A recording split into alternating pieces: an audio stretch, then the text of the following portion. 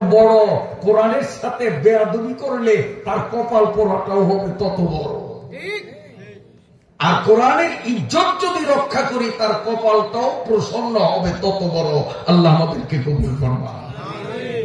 আমি বলতেছিলাম হযরতে ঈসা আলাইহিস সালাতু ওয়াস সালাম এইভাবে মায়ের কোলে বসে ওদের সাথে কথাবার্তা বললেন, ধীরে ধীরে বড় হলেন। খাদ্য সংগ্রহের জন্য তিনি মাকে রেখে চলে গেলেন। ইত্যবৎসরে একটা যুবকের আকৃতি নিয়ে মালাকুল মউত আজরাইল ফেরেশতা ঘরের সামনে দাঁড়ানো। মরিয়ম বলে, আল্লাহর দোহাই, তুমি একটা ভিন পুরুষ, তাড়াতাড়ি চলে যাও। এই ঘরে আমি একটা নারী, যুবতী নারী, এখানে তোমার থাকা শোভা পায় না, সরে যাও। মালাকুল মউত আজরাইল বলে, ও মরিয়ম ম্যাডাম, আমারে আপনি চিনতে পারেননি, ভাবছেন আমি একটা মানুষ, যুবক। আসলে আমি মানুষ নই, আমার পরিচয় হলো আমি হলাম মালাকুল মউত আজরাইল। আপনারা তো বলছেন সুবহানাল্লাহ, কিন্তু মরিয়মের তো এখন কি অবস্থা? এখন যদি বুড়িয়ার সামনে আসে যদি একজন এরকম দেখা দেয় কয় আমি আজরাইল, এই বুড়িয়ারে বাদ দিলাম, হুজুর যে একটা নব যৌবন প্রাপ্ত, এখনো যৌবনের সূচনা, এখন সামনে যদি একজন এসে বসে, এ ভাই আপনি কে, লাভ দিয়ে স্টেজে উঠলেন, যদি কয় আমি মালাকুল মউত আজরাইল, হুজুরের কি অবস্থা হবে? কলজা শুকিয়ে যাবে না? হ্যাঁ, চিত্তে পানি থাকবে? মরিয়ম তো কলজা শুকিয়ে গেছে। মরিয়ম কয়, ও আজরাইল, হাতে দড়ি পায়ে দড়ি, আমার একমাত্র একটা সন্তান, মরণকালে সন্তানের মুখটা এক নজর কি দেখার সুযোগ দেওয়া যায় না? একটু সুযোগ দাও, আমার পোলাটা আসুক, এক নজর দেখি, তারপরে তুমি নিও। কয়, ম্যাডাম, আমি আজরাইল, আল্লাহর দেওয়া নির্ধারিত সময় থেকে এক চুল এদিক ওদিক করার আমার সুযোগ নাই। আপনার মৃত্যুর টাইম এখন, এই মুহূর্তে, এখনই আপনি প্রস্তুতি নেন, আপনার জান কবজ শুরু হয়ে যাবে। হযরতে মালাকুল মউত মরিয়মের জান কবজ করে নিলেন।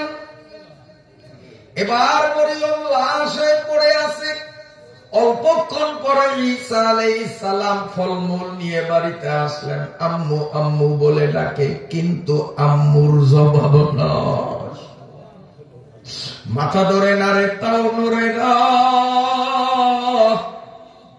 মায়ের শিরা ধরে দেখে শিরাও অচল। শরীরে হাত লাগিয়ে দেখে সারা শরীর ঠান্ডা। ঈসার বুঝতে বাকি রইল না, আমারে ফল আনতে পাঠাইয়া আমার মা আমার অজান্তেই না ফেরার দেশে চলিয়া গেছে। ঈসা আলাইহিস সালাম দুই চোখের পানি ছাড়িয়া কান্দে আর বলে, আল্লাহ, তোমার ফেরেশতা মালাকুল মউত কত বড় নিষ্ঠুর। আমি জীবনে প্রথম মাকে ফল খাওয়াবার জন্য ফল নিয়ে আসলাম, মায়ের মুখে ফল দেওয়ার সুযোগ তোমার ফেরেশতা দিল না। আল্লাহ, আমি ছোট্ট মানুষ, আমার মায়ের দাফন কাফন আমি কেমনে করব? আমি ছোট্ট মানুষ, তার গোসল, তার কাফন, তার দাফন, তার জানাজা কেমনে করব? কতক্ষণ কান্নাকাটি করার পরে শিশু ঈসা এবার বাড়ি থেকে বের হলেন। দেখি 2-4 জন প্রতিবেশী পাওয়া যায় কিনা, তাদের সহযোগিতা নেব। একটুখানি যে সারলেন না, 6 জন মানুষ হাজির। ঈসা চোখের পানি ছেড়ে ছেড়ে কাঁদেন আর বলেন, মুরব্বীরা, আমার মা দুনিয়ায় নাই, জালুম লা ইস্তাখিরুনা সাআতাও ওয়ালা ইস্তাকদিমুন।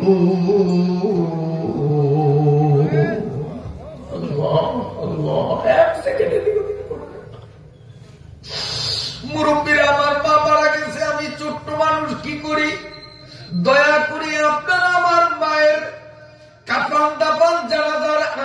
করলে উপকৃত হব।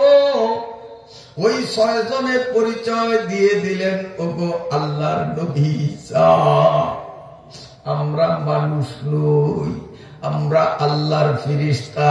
তোমার কান্না সইতে না পেরে আল্লাহ আমাদের 6 জনকে পাঠিয়ে দিয়েছেন তোমার মায়ের জানাজা দাফন কাফন সম্পন্ন করার জন্য।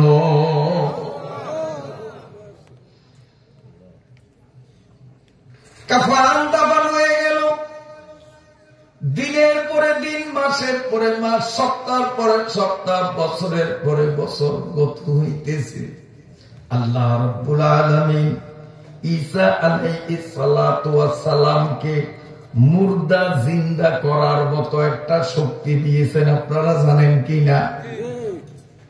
ঈসা আলাইহিস সালাম কবরের পাশে দাঁড়িয়ে কুম বিইজনিল্লাহ, আল্লাহর হুকুমে কবর থেকে ওঠো, যত পুরাতন মুর্দা হোক না কেন জীবিত হইয়া সাথে সাথে উঠতে বাধ্য হতো। এটা ঈসা আলাইহিস সালামের একটা অলৌকিক ক্ষমতা, মুজিজা।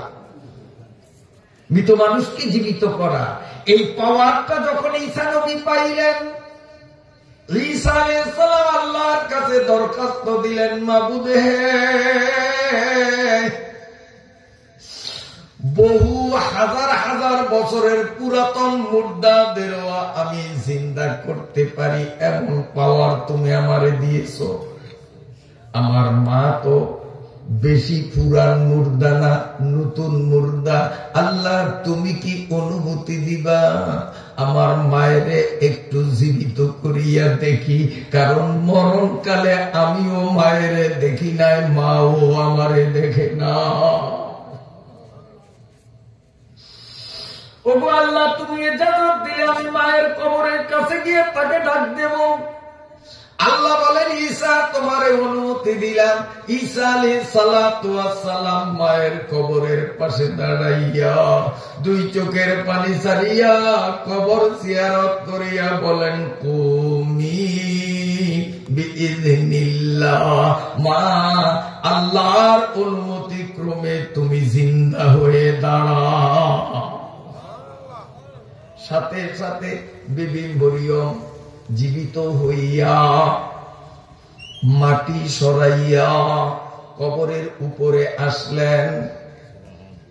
মা সন্তানের মধ্যে আদর সহাগ বিনিময় হল। হযরত ঈসা আলাইহিস সালাম মায়ের হাত ধরে বলে, মা আমারে ফল কুড়াইতে পাঠাইয়া তুমি যে না ফেরত দেশে চলে যাবা, এটি যদি জানতাম মাগো, আমি কখনো ঘর থেকে বের হতাম না। মা তুমি আমারে ফাঁকি দিয়ে পরপারে গেছো, জীবনে তোমারে কত কষ্ট করেছি, মা পর্যন্ত চাইতে পারি না। মা তুমি আমারে মাফ করে দাও, তোমারে অনেক দুঃখ দিয়েছি, অনেক কষ্ট দিয়েছি। এরপরে বলেন, মা তুমি দুনিয়াতে যতদিন ছিলা, মনে হয় আমি তোমার পেট থেকে যেদিন আসছি সেদিন আমি তোমাকে প্রচন্ড দুঃখ দিয়েছি। কি বলেন, দুঃখ হয় কিনা? ডেলিভারি কেসে কত মহিলাদের মৃত্যু হয়, যদিও মৃত্যু না হয় জিহ্বার দেড়হাত বাহির হইয়া যায়। কি যে ব্যথা সে বুঝে। ঈসা আলাইহিস সালাম কান্দে আর বলে, মা ইচ্ছাকৃতভাবে তোমার মনে কোনো দুঃখ দেয়নি, কিন্তু তোমার পেট থেকে দুনিয়ায় যেদিন আসছিলাম সেদিন তো তোমারে অনেক দুঃখ দিছি। মা তুমি আমারে মাফ কইরা দাও। এইটাই হয়তো তোমার জীবনের সবচেয়ে বড় দুঃখ। মরিয়ম বলে, না রে বাবা, সন্তান প্রসবের যত ব্যথা, পা ভাঙ্গা, হাত ভাঙ্গা, গার ভাঙ্গার যত ব্যথা, পৃথিবীর মানুষের যত ব্যথা, সমস্ত ব্যথাগুলোকে যদি এক পাল্লায় রাখা হয় আর আজরাইল আমার দেহ থেকে রুহটা নেওয়ার সময় যেই ব্যথা পাইছি, ওই ব্যথাটা যদি এক পাল্লায় রাখা হয়, গোটা পৃথিবীর ব্যথার সামনে এই ব্যথা হলো পাহাড়। গোটা পৃথিবীর পাহাড় ব্যথাগুলো হবে একেবারে তুচ্ছ। মরণের কষ্ট বড় মারাত্মক। সারা দুনিয়ার মহিলারা সন্তান প্রসবে যত দুঃখ পাইছে, কষ্ট পাইছে, বাসের তলে পড়িয়া, ট্রাকের তলে পড়িয়া, গাছের থেকে পড়িয়া যত মানুষ ব্যথা পাইছে, কোমর ব্যথা, হাঁটু ব্যথা, দুনিয়ার সব ব্যথাগুলোকে যদি একত্রিত করা হয়, আমি মরিয়মের দেহ থেকে রূহটা আজরাইল যখন নিয়ে যায়, মৌতুকো তুম দূর সমঝো মৌতায় হরদম করিব,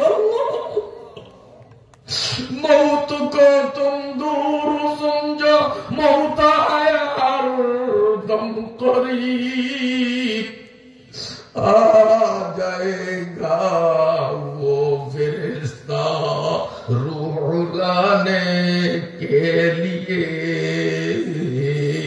आ जाएगा वो फरिश्ता रूह लाने के लिए। মরিয়ম বলেন, গোটা পৃথিবীর দুঃখ যদি একসাথ করো আর আমার মরণকালীন দুঃখ শুধু একটা দুঃখ করে যদি একা এক পাশে রাখো,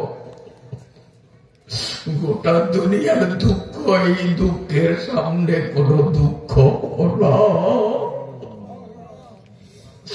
মরণের ব্যথা বড় মারাত্মক ব্যথা। আমি যে 4টা ব্যথার 3টা ঔষধ আপনাদের দেব, মনে আসেনি?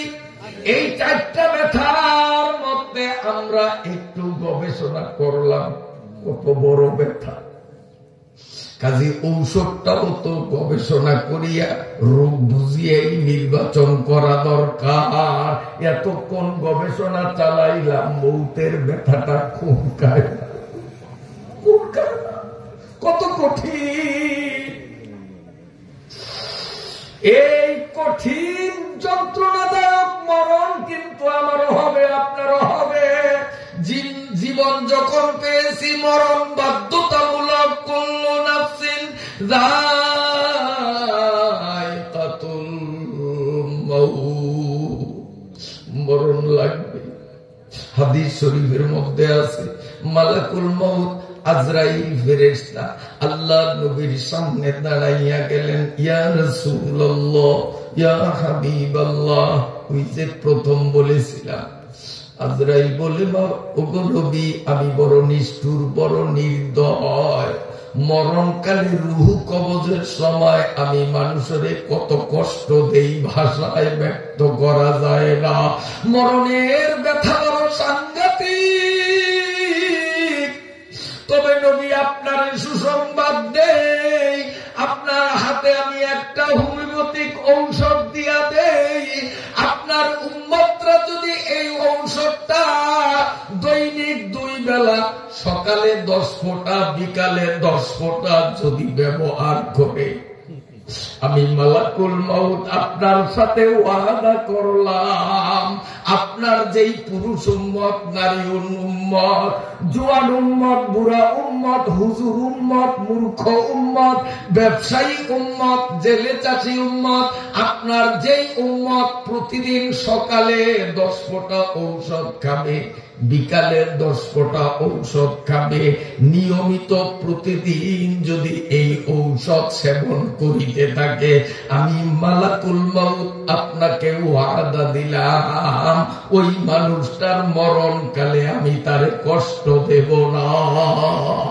মালাকুল মউত বলে, ইয়া রাসূলুল্লাহ, আটার খামিরের মধ্যে যদি একটা চুল থাকে, এই চুলটারে টান দিলে শরীরে যেমন আস্তে অনা আসে, বিনা বাধায় আটার খামির থেকে বাহির হইয়া আসে, এই ঔষধ সকালে 10 ফোঁটা বিকালে 10 ফোঁটা আপনার যে উম্মত খাবে, আমিও তার দেহ থেকে রূহটা যখন টান মারবো, আটার খামির থেকে চুলের মতো অনায়াসে বাহির হইবে।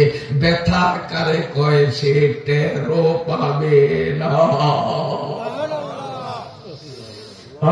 মৌতের ব্যথা নিরাময়ের জন্য ঔষধ কয় বেলা সেবন করতে হবে?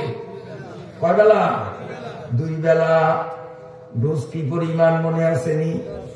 কয় নাকা হোমিওপ্যাথিক ওষুধ ডাক্তাররা লিখে দেয় এই 10 ফোঁটা, সকালে 10 ফোঁটা বিকালে 10 ফোঁটা। বুড়িয়াও খাইতে হবে, জোয়ানও খাইতে হবে। খাইলে তাহলে মরণ হবে আসানে। আর এই ঔষধ যদি না খাই তো সময় মতো বুঝা যাবে। ফাসাউ পাতারা ইজান কাফাল গুবারু আফারাসুন তাহতা রিজলিকা আমিল ইমারু। তখন বুঝা যাবে যে অবস্থা কেমন, কিন্তু সেই বুঝি কোনো উপকারে আসবে না। ঔষধটা দিমু যে 10 ফোঁটা সকাল বিকাল খাওয়া লাগবে, ঔষধ নিবেন? কে কে ঔষধ নিতে রাজি আছেন? মাশাআল্লাহ, মাশাআল্লাহ, 100% কাস্টমার পাইছি। আমি খুব খুশি, আমি খুশি। আমার কাস্টমার সব দেব, ওষুধটা দেব এখন। এই ঔষধটা মালাকুল মাউত আজরাইল ফেরেশতা নবীর হাতে তুলিয়া দিলেন। এটা কোন ডাক্তারের ফার্মেসিতে পাওয়া যাবে না। এই ঔষধটা হলো সকালে 10 বার নবীর প্রতি দুরূদ, সন্ধ্যায় নবীর প্রতি 10 বার দুরূদ। নবী গো, এই 10 বার দুরূদ যেন 10 ফোঁটা ঔষধ। সকালে 10 বার দুরূদ, সন্ধ্যায় 10 বার দুরূদ। আপনার যে উম্মত নিয়মিত পালন করবে, আমি নবী গো আপনারে কথা দিলাম, ওই দুরূদ পড়নেওয়ালা উম্মতের মৌত কালে আমি তারে কোনো ব্যথা দেব না। সুবহানাল্লাহ। কয়টা ব্যথার ঔষধ দেব বলছি মনে আছে? কয়টা ব্যথা গেল? কয়টা? আর আছে 3টা ব্যথা। ঔষধ দিব কয়টা? 3টা। তাহলে ঔষধ আমার কাছে আছে এখনো 2টা। ব্যথা আছে 3টা, ঔষধ আছে 2টা। কারণ এক ঔষধে ব্যথা 2 ডাটের দূরে। ওই যে আপও কাটছে পাও কাটছে, এক ক্যাপসুলে ব্যথা দৌড়ারে দৌড়াইবে, এরকম দেবো। সেই ঔষধ 2টা নিতে রাজি আসেননি? তাও মাগনা দেবো, ফ্রি সার্ভিস, কোনো পয়সা নেব না। 2 নম্বর ব্যথা হলো কবরের ব্যথা। আমার নবী বলেন, মৃত ব্যক্তি যদি গুনাহগার হইয়া থাকে, বেনমাজি বেশরিয়তি অন্যায়কারী সুদখোর ঘুষখোর হইয়া থাকে, এই নাফরমানরে যখন কবরে শুয়াইয়া কবর মাটি দিয়া ভরাট করিয়া লোকজন 40 কদম যাইয়া সারবে, কবরের মাটি 2 দিক থেকে এমন জোরে চাপ মারবে। আমার দিকে তাকান। আল্লাহর নবী এইভাবে হাদিসের মধ্যে আছে, আল্লাহর নবী ডাইন হাতের আঙ্গুল বাম হাতের আঙ্গুলের ফাঁকে এইভাবে ঢুকাইয়া আল্লাহর নবী 2 চোখের পানি ছাড়িয়া সাহাবীদের বলেন, নাফরমানের এমন জোরে চাপ দিবে, এই পাজরের হাড্ডিগুলির মধ্যে এইভাবে ঢুকাইয়া দিবি। কত প্রচন্ড ব্যথা! ওই ব্যথায় কাতর হইয়া গুনাহগাররা কবরের মধ্যে চিল্লানি আরম্ভ করবে। এই চিল্লানিটা শুধু জিনেরা আর মানুষেরা শুনবে না, বন্য প্রাণী পশুরাও অনেক সময় শুনতে পায়। এই জন্য দেখা যায় কবরস্থানে গরু ছাগল বাঁধলে ধরি সিরিয়া পলায়, কারণ ওরা কানে ভেতরের আওয়াজ শুনতে পায়। ওই নাফরমান চিৎকার মারিয়া আল্লাহ আল্লাহ বলিয়া ডাকবে, গুনাহগারা বুলাবেগা খোদা খো। সামনে नहीं देगा गुरु को। আল্লাহ ব্যথা সহ্য করতে পারি না, আল্লাহ ব্যথা সহ্য করতে পারি না। আল্লাহ বলবেন দুনিয়ায় ব্যথার ঔষধ খাও নাই, কাজী সহ্য করাই লাগবে, সহ্য করাই লাগবে। তো আমি তো দুনিয়ায় তোমার ঔষধ দিয়েছি বাদ না, ফিরে যাবি, তারপরেও কেন ঔষধ সংগ্রহ করলা না? ঔষধ কেন তুমি ব্যবহার করলা না? আজকে যতই ব্যথায় কাতর হয়েছিল, আল্লাহর রহমতের নজর তোমার প্রতি হবে না। আলহামদুলিল্লাহ, আল্লাহ আমাদেরকে এর থেকে হেফাজত করবা। কবরের ব্যথা কত বড় মারাত্মক!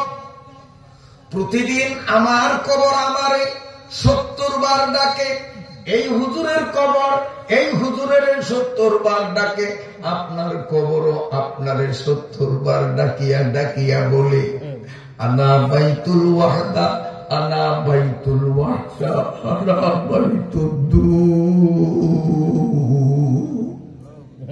কবরে কেরে আল্লাহর বান্দা, আমি কবরের পেটের মধ্যে তোর আশা লাগবে, আমি তোর কবর। তুই আমারে ভুললেও আমি তোরে ভুলে নাই। দৈনিক তোরে 70 বার ডাকিয়া ডাকিয়া বলি আনা বাইতুল ওয়াদা, আমি নির্জন ঘর, একাই কিত্ত থাকতে পারবি না। যদি কবরের সাথী বানাইতে হয় মাওলারে রাজি করিয়া, মাওলারে সারা কবরে আসিও না।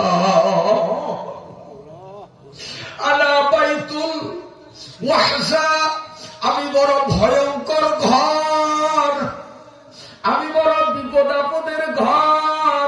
আনা বাইতুদ্দূর, আমি সাপ বিচ্ছুর ঘর। এইখানে সাপের কামড়ের ব্যথা বড় মারাত্মক। কেমন মারাত্মক! এক হাদিসে আছে, নাফরমানের কবরে যেই সাপে আঘাত করবে, ধ্বংসন করবে, কামড় দিবে, ওই একটা সাপ কেবল 1 সেকেন্ডের জন্য পৃথিবীর যে কোনো এক প্রান্ত থেকে তার নাক দিয়া 1 সেকেন্ড সময়ের জন্য একটু বাতাস যদি ছাড়িয়ে দিত, ওই নাকের সামান্য একটু বাতাসের বিষে গোটা পৃথিবী বিষে ভারাক্রান্ত হইয়া উড়ন্ত পাখিগুলো মরিয়া যাইত, জঙ্গলের হিংস্র প্রাণীগুলো এইভাবে মরিয়া যাইত, মানুষ পোকা মাকড় মরিয়া যাইত। ওই সাপের আঘাতে কত ব্যথা, কত ব্যথা! 1 নম্বর ব্যথা হল ভূতকালীন ব্যথা। তার ঔষধ পাইলাম 2 বেলা 10 ফোঁটা করিয়া খাওয়া, অর্থাৎ 10 বার করিয়া 20 বার দুরূদ শরীফ পড়া। যেহেতু রাতের এখনো প্রায় সন্ধ্যার মধ্যেই আমরা আছি, অতএব আসুন 10 বার ঔষধটা সেবন করিয়া নেই। সাল্লাল্লাহু আলাইহি ওয়াসাল্লাম, সাল্লাল্লাহু আলাইহি ওয়াসাল্লাম, সাল্লাল্লাহু আলাইহি ওয়াসাল্লাম। সবাই সাল্লাল্লাহু আলাইহি ওয়াসাল্লাম, সাল্লাল্লাহু আলাইহি ওয়াসাল্লাম, সাল্লাল্লাহু আলাইহি ওয়াসাল্লাম, সাল্লাল্লাহু আলাইহি ওয়াসাল্লাম, সাল্লাল্লাহু আলাইহি ওয়াসাল্লাম, সাল্লাল্লাহু আলাইহি ওয়াসাল্লাম, সাল্লাল্লাহু আলাইহি ওয়াসাল্লাম। 10 বার এইভাবে সকাল সন্ধ্যা পার মতো ইনশাআল্লাহ। তাইলে 1 নম্বর ব্যথা নিরাময় হবে, মৌতকালে কোনো ব্যথা হবে না। সুবহানাল্লাহ। 2 নম্বর ব্যথা কবরের ব্যথা। ওই সাপে কামড়াইলে কত ব্যথা হবে! শুধু সাপের নাক দিয়া একটু নিঃশ্বাস যদি দুনিয়ার দিকে ছাড়ে, যে কোনো জায়গার থেকে গোটা পৃথিবীর প্রাণীগুলো সব বুড়িয়ে যাবে, গাছগাছালিগুলো সব জুড়িয়ে যাবে। তাহলে ওই সাপের দংশনের ব্যথা, ওর কামড়ের ব্যথা কত বড় মারাত্মক ব্যথা! মালা আইনুন রাআত ওয়ালা উযুনুন সামিআত ওয়ালা খাতারা আলা কালবি বাশার, এইটা উপলব্ধি করার মতো জ্ঞান বুদ্ধি দুনিয়ার মানুষের মাথায় না। বড় কঠিন, বড় কঠিন। এই কবরের ব্যথা বড় সাংঘাতিক, বড় সাংঘাতিক। আল্লাহর রাসূল তার ঔষধ দিলেন 5 বেলা সেবন করা লাগবে। 1 নম্বর ব্যথা সারতে ঔষধ 2 বেলা, আর 2 নম্বরের ব্যথা কবরের ব্যথা। এই ব্যথার থেকে যদি কেউ সুরক্ষা পাইতে চায় দৈনিক ঔষধ কয়বার? 5 বেলা ঔষধ খাইবে যেই ব্যক্তি, এই দুনিয়াতে যেই ব্যক্তি এই ঔষধ 5 বেলা সেবন করবে, খোদার কসম তার কবর হবে শ্বশুর বাড়ির মতো। আল্লাহর ফেরেশতারা জান্নাতের তোষক বিছাইয়া দিবেন। ওফতাউলাউ বাবান ইলাল জান্নাহ, আফরিসু লাহু মিনাল জান্নাহ ওয়া আলবিসু মিনাল জান্নাহ ওয়াফতাউ লাহু বাবান ইলাল জান্নাহ। যেই ব্যক্তি দুনিয়ায় থাকিয়া দৈনিক 5 বেলা ঔষধ সেবন করিবে, আল্লাহ পাকের নবীর ঘোষণা, ওই ব্যক্তি যতদিন পর্যন্ত কবরে থাকবে কবরে তার কোনো আযাব আসবে না, যার ফলে কোনো ব্যথা হবে না। এই 5টা ঔষধের নাম হলো ফজরের রাকাত 2, যোহরের 4, চারি আসরে 3, মাগরিবে আর এশার নামাজ হয় 4টি রাকাতে। 5 বেলা ফরজের সুমার ইহাতে 17 রাকাত সব 13 আদায় করিতে হবে, রাখিও একিন। 2 নম্বর ব্যথা কবরের ব্যথা। এই কবরের ব্যথার থেকে সুরক্ষা পাওয়ার ঔষধ, নিরাপদ থাকার ঔষধ হলো 5 ওয়াক্ত নামাজ। যেই মুসলমান যুবক, বৃদ্ধ, নারী, পুরুষ, ব্যবসায়ী, খরিদ্দার, জেলে, চাষি, নারী, পুরুষ, হুজুর, মুজুর, এক কথায় যেই মুসলমান গুরুত্ব সহকারে প্রতিদিন 5 ওয়াক্ত নামাজ রীতিমতো আদায় করবে, এই নামাজটা তার কবরের মধ্যে বিশাল মোটা দেওয়ালের মতো হয়ে মুর্দাকে ঘিরে থাকবে। মুর্দার কাছে কোন রকমের যন্ত্রণা, আযাব, ব্যথা আসতে দেবে না। এগুলি জানি, কারণেই তো পৌষ মাঘের শীতের শীত কই না, গরম ফালাইয়া এই যে আমরা উযু করি, ফজরের নামাজ পড়ি, খালি খালি না। তার কারণ এইটা ওই 2 নম্বর ব্যথা নিরাময়ের ঔষধ। এই ঔষধ খাইতে হবে। ফজরের নামাজ এখন পড়তে আমার যা কষ্ট হয়, পানিয়ে পিনপিন করিয়া কামড়ায়, শীতে মসজিদে যাইতে শরীর টপ টপ করিয়া কাঁপে, ওরে যদ্দুর কষ্ট হয়, কবরের কষ্ট তার চেয়ে অসংখ্য গুণ ছোট না বড়। কাজী দুনিয়ার সামান্য কষ্ট বরদাস্ত আমরা করি কেন? কবরের বিশাল আযাব থেকে রক্ষা পাবো। আমরা পাগল না যে শীত গরম চিনি না, আমাকে গায়েও শীত লাগে, ঠান্ডা পানি দিয়া উযু করতে আমরাও কষ্ট পাই, তারপরেও কেন করি? যেহেতু আমাদের বিশ্বাস 2 নম্বর ব্যথা থেকে যদি আমি সুরক্ষা চাই, তো আমার এই কষ্ট শিকারের মধ্য দিয়ে হলেও এই 5 টাইমের ঔষধ আমার খাওয়া লাগবে। ডাক্তাররা প্রেসক্রিপশন লিখিয়া ঔষধের সংখ্যা লেখে 20টা 30টা, আবার কোনটার সামনে লেখে কি চলবে। আপনারা দেখছেন কিনা? চলবে মানে কত? 25টা, 50টা, মানে এইটার আনলিমিটেড, যতদিন বাঁচি আছো এইসব চলবে। তো এই নামাজ আর দুরুদ 1 নম্বর ঔষধ, আর 2 নম্বর ঔষধ, এইটাও চলবে চলবে। খালি আজকে তাফসীর শুনিয়া 2-4 দিন নামাজ পড়লাম, আবার নামাজ চালে খুশিয়া তুলাম, কাম হবে না। এই ঔষধের সামনে আমি ডাক্তার লিখিয়া দিলাম চলবে। নিয়মিত চলতে হবে। আমার যুবক বাবারা, আমি তোমাদের পায়ে হাত রেখে বলি, ভাঙ্গা গলায় অনেক কষ্ট করে আমি যে 2 নম্বর ব্যথার বিবরণটা তুলিয়া এই ব্যথার থেকে বাঁচার জন্য প্রতিষেধক ঔষধটা তোমাদেরকে নির্বাচন করে দিছি, তোমরা বুঝছো নি বাবা? জোয়ানরা বুঝছো নি? এই জোয়ানরা বুঝছস নি তোরা?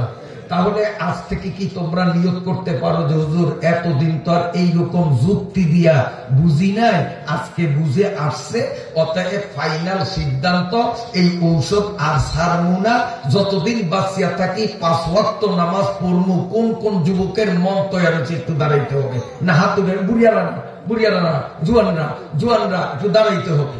একটু কষ্ট করো বাবা, একটু কষ্ট করো, হয়তো এই কষ্টের রুচিরে আল্লাহ নাজাত দিয়ে দিতে পারে। যুবকরা দাঁড়াও, মুরব্বীরা, এই মুরব্বীরা না, আপনি বসেন, আপনি মুরব্বী, বুড়া মানুষ, আপনি বসেন।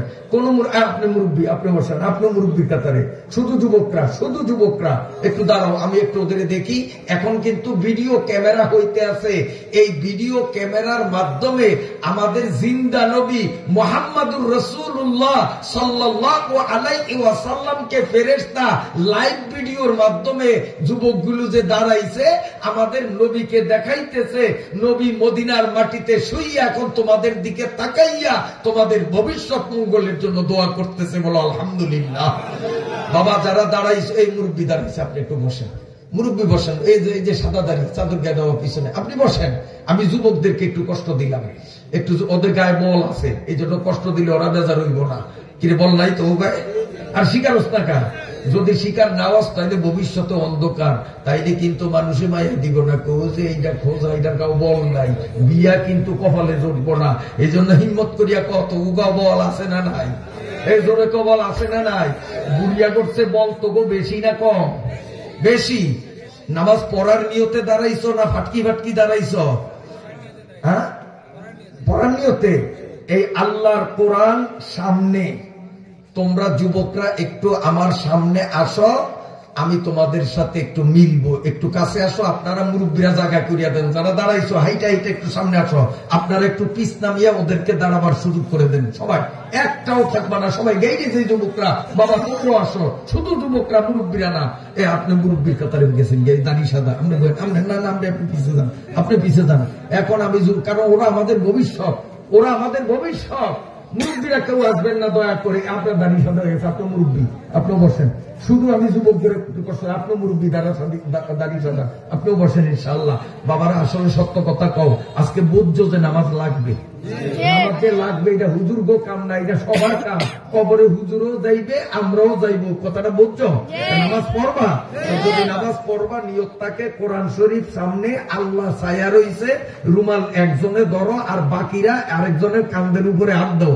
রুমাল একজনে ধরো, এর কান্দে আরেকজন হাত দাও, এর কান্দে। এরকম প্রত্যেকে একজন আরেকজনের সাথে আমি যা বলবো আমার সাথে সাথে বলবা। আস্তাগফিরুল্লাহ আল্লাযী, বলো লা ইলাহা ইল্লা হুয়াল হাইয়ুল কাইয়্যুম ওয়া আতুবু ইলাইহি।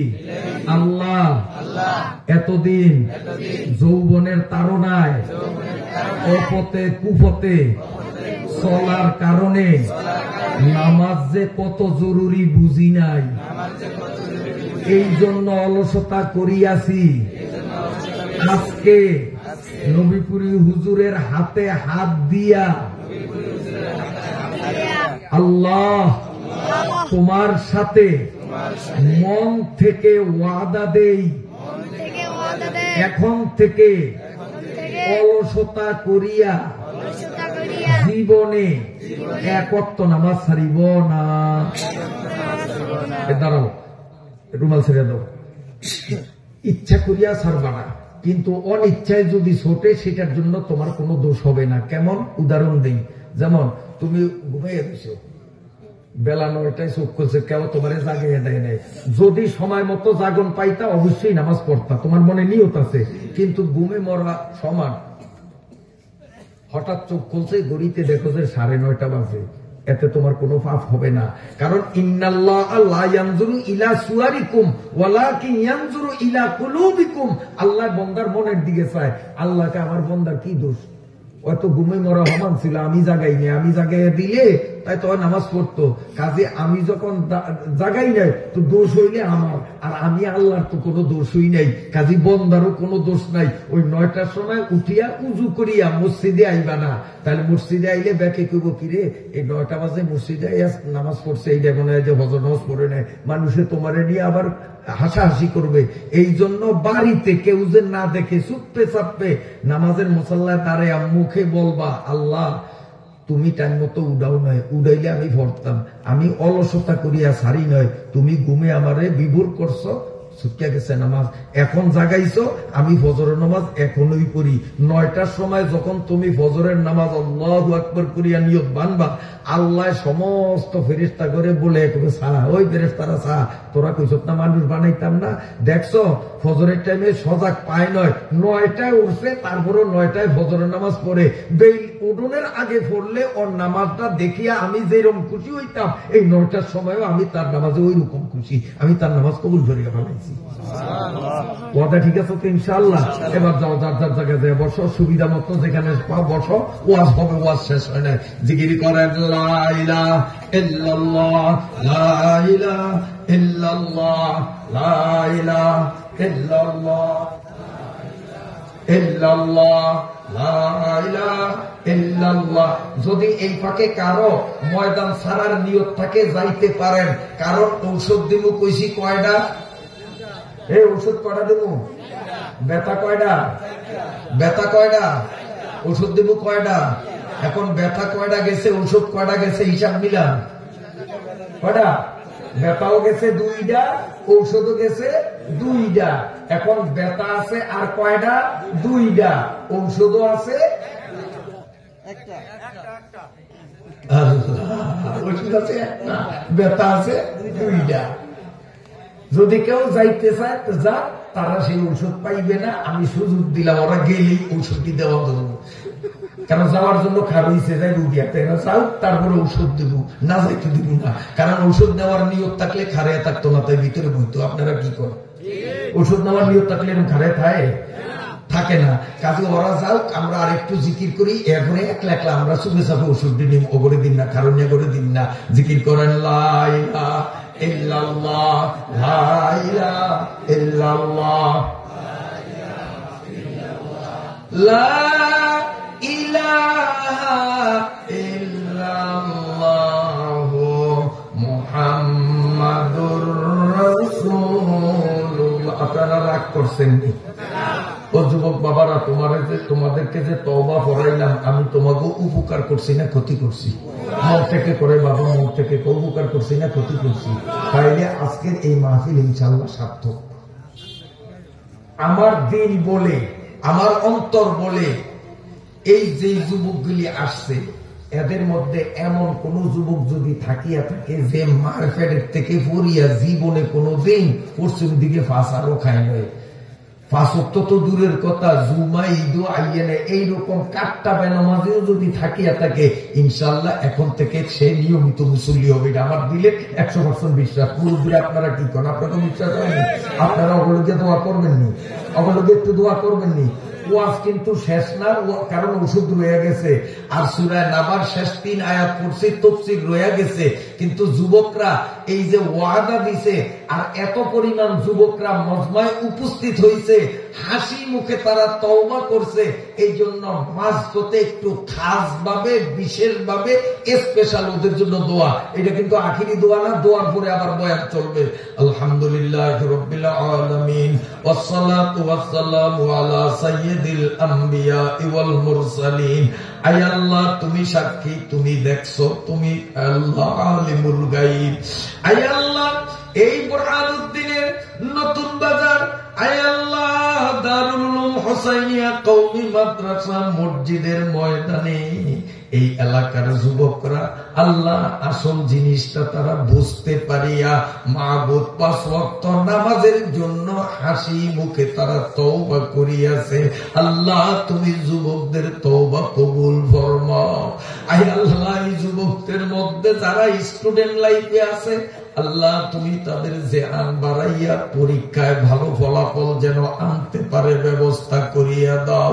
আল্লাহ যুবকদের মধ্যে যারা ব্যবসা জগতে আছে আল্লাহ তাদের ব্যবসায় বেশি বেশি মুনাফা দিয়া দাও। আল্লাহ এই যুবক গুলার মধ্যে কেউ যদি বেকার থাকিয়া থাকে আল্লাহ কোরআনের তাফসীরের বরকতে তাদেরকে মানসম্মত কর্মসংস্থান মিলাইয়া দাও। আল্লাহ এই যুবক গুলারে খাস ভাবে তুমি কবুল করিয়া নাও। আল্লাহ এই সমাজের জন্য এরা কল্যাণ যেন বয়ে আনতে পারে, এদের মধ্যেই মেম্বার হবে, চেয়ারম্যান হবে, এমপি হবে। আয় আল্লাহ এই যুবক গুলোকে আদর্শ মানুষ হিসাবে তুমি গড়ে উঠাও। সুবহান রাব্বিকা রাব্বিল ইজ্জাতি আম্মা ইয়াসিফুন ওয়া সালামুন আলাল মুরসালিন ওয়ালহামদুলিল্লাহি রাব্বিল আলামিন। এইটা একটা বোনাস দোয়া যুবকদের জন্য। এখন ঔষধ রয়ে গেছে দিমু। বেটা কয়টা, ওষুধ কয়টা, কথা কয়টা? বেটা কয়টা, ওষুধ আছে কয়টা? বেটা আছে দুইটা, ওষুধ আছে একটা। আসেন এর পরের ব্যথা হইল হাসর মাঠের ব্যথা। আমি কোরআন শরীফের সূরা নাবার যেই শেষ 3 আয়াত পড়েছি, এই 3 আয়াতের মধ্যে আল্লাহ হাসর ময়দানের কথা বলেছেন। হাসর ময়দানের ব্যথাটা হবে বড় মর্মান্তিক, অসহনীয়, অসহ্যকর। কেমন ব্যথা?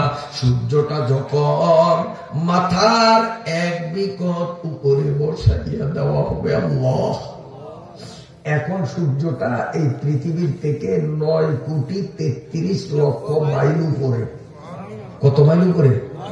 9,33,00,000 মাইল উপরে। তাও আমার দিকে চান, সূর্যের মুখ হইছে উপরের দিকে, পিঠটা হইল আমাদের পৃথিবীর দিকে।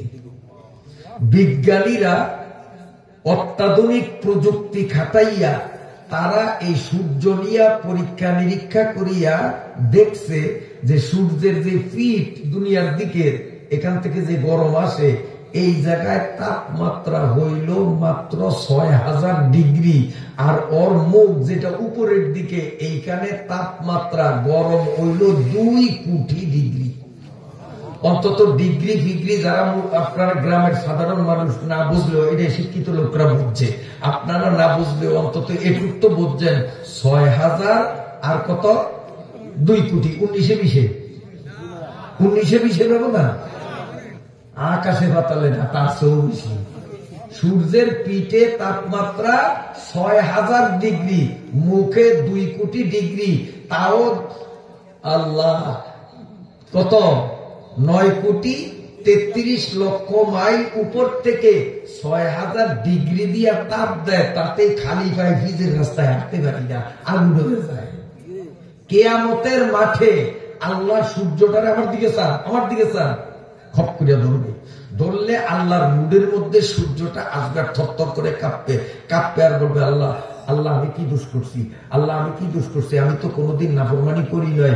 যেই দিন যেই কয়টায় উঠার কথা, ডুবার কথা, আমি তো সেই নিয়মই করছি, আমি তো কোনোদিন হুকুম অমান্য করিনি। করছে নিয়ম? সূর্য আজ যাকে আধা ঘন্টা আগে উঠছিনি, কালকে মনে হয় 1.5 ঘন্টা পরে উঠবো। ওর তার তো আছে না, শুধু আল্লাহ আমি তো কোনো ব্যস্ত করি নাই। রবি ও শশী, রবি মানে সূর্য, শশী অর্থ চন্দ্র। রবি ও শশী নিবেদিত প্রাণ হুকুমে তার, তার মানে আল্লাহ, আল্লাহর হুকুম মতো উঠে আর ডুবে।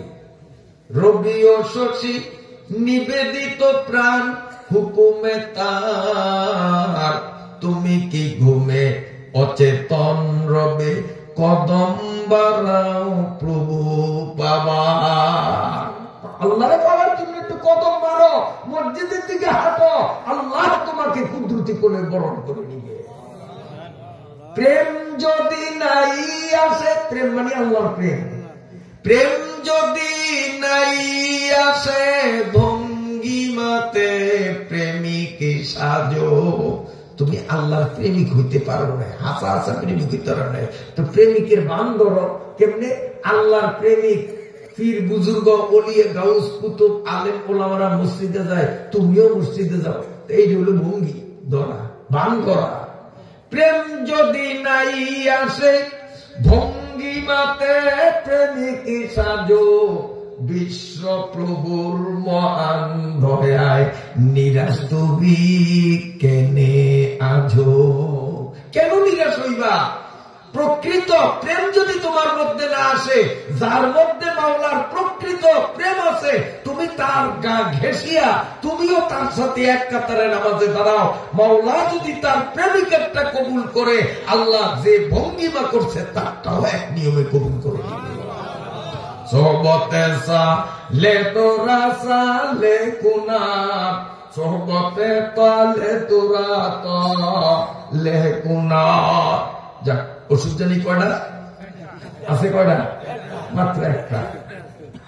ব্যথা দুইটা, তার মধ্যে 1 নম্বর ব্যথা হইল হাসরের মাঠের ব্যথা। এই ব্যথাটা বুঝাই, সূর্যটারে আল্লাহ ধরলে সূর্য বোঝে আল্লাহ আমি কি দোষ করছি, আমার এইরকম রাগ করিয়া জিদ করিয়া ধরছেন কা? আল্লাহ কব সূর্য তোর কোনো দোষ নাই, তোর কোনো দোষ নাই, আমি তোরে ধরছি এই জন্য তোরে ওই পৃথিবীতে রাখছি 9,33 মাইল উপরে, তাও 6000 ডিগ্রি দিয়া তাপ দিছ এত উপর থেকে। আর এখন এই নাফরমান গুলিরে বেনমাজি গুলিরে সাইজ করার জন্য আমি তোরে উল্টাইয়া দেব, তোর বুকটা থাকবে নিচের দিকে, আর এই নাফরমান গো মাথার 1 বিঘত উপরে তোরে বসাইয়া দেব, 1 বিঘত উপর থেকে 2 কোটি ডিগ্রি দিয়া তাপ ছাড়িয়া দেব।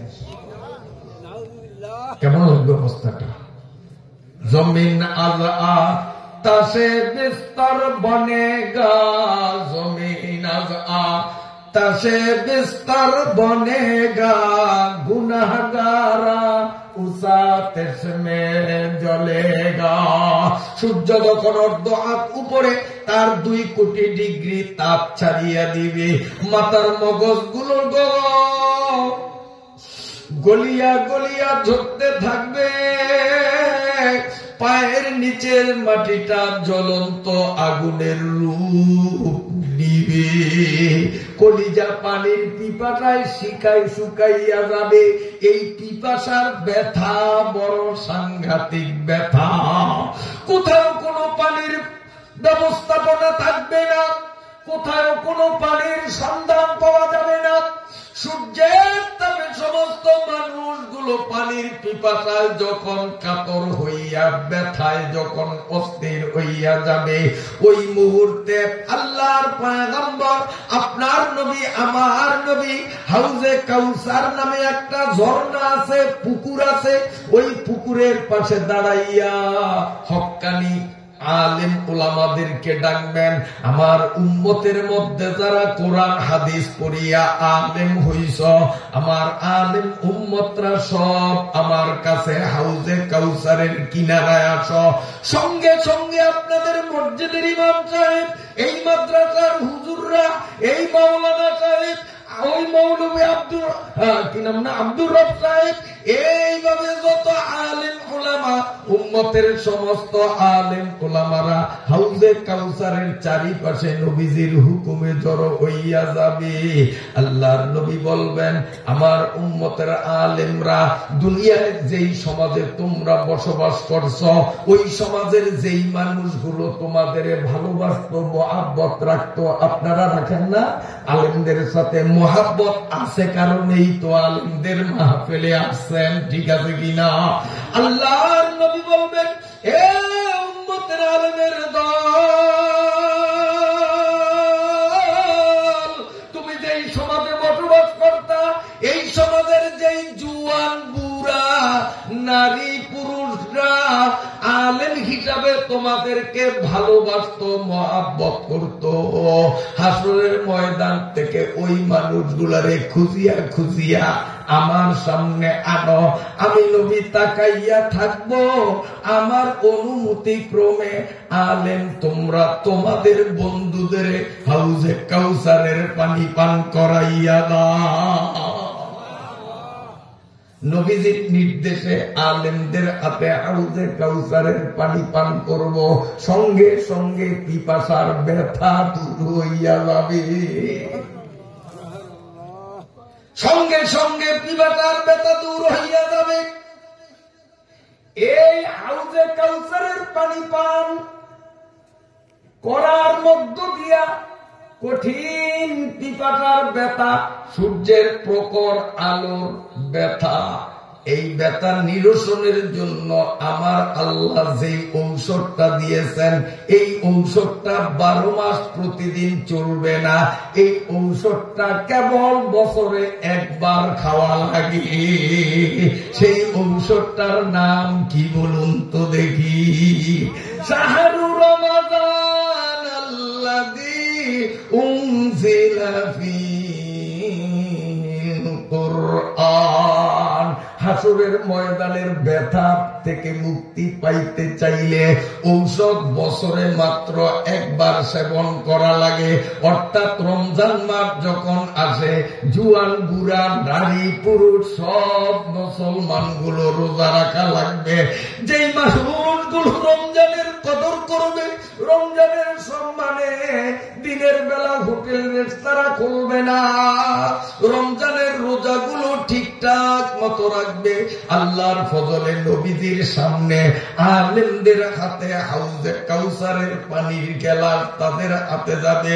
ওই পানি পান করার সঙ্গে সঙ্গে পিপাসার ব্যথা চিরকালের জন্য মোচন হয়ে যাবে। সুবহানাল্লাহ, সুবহানাল্লাহ। রোজা রাখুন দরকার আছে না নাই? তাহলে ঔষধগুলোর মধ্যে 1 নম্বর দিছি দুরূদ, মনে আছে? যেহেতু কিচ্ছার কথা মুখস্থ রাখা সহজ, আর এই ধরনের তাত্ত্বিক কথাগুলি মুখস্থ রাখা অনেকের জন্য কঠিন, এই জন্য আমি কথাগুলি ঘুরিয়া ফিরিয়া এক কথারে বারবার বলি যেন আপনারা মনে রাখতে পারেন। বেজারুন তাহলে 1 নম্বর ওষুধ দিছি কি? দুরূদ। যে কোনো দুরূদ আপনি পড়েন। 2 নম্বর ওষুধ দিছি কি? মনে আসেনি? এই নামাজের 2-4টা মাসলা বলি, বলবো?